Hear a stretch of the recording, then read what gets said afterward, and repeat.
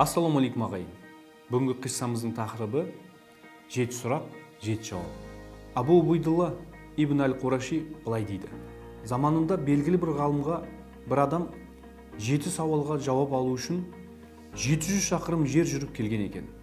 Жолаушы кісі ғалымның құзырына келіп, 7 сауалым бар еді деп сұрақтарын қояды. Аспаннан да ауыр не бар? Жер бетінен де кең қандай орын бар?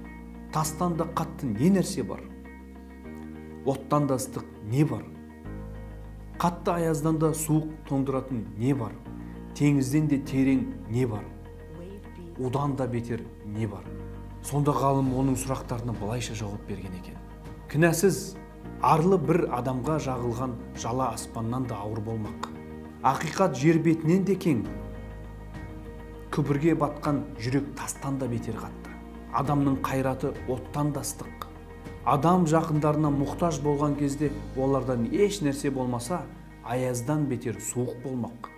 Қанағатшыл жүрек теңізден де терең әрі бай болмақ. Өсек тасу барлық удан да бетер иесін бірден улайды.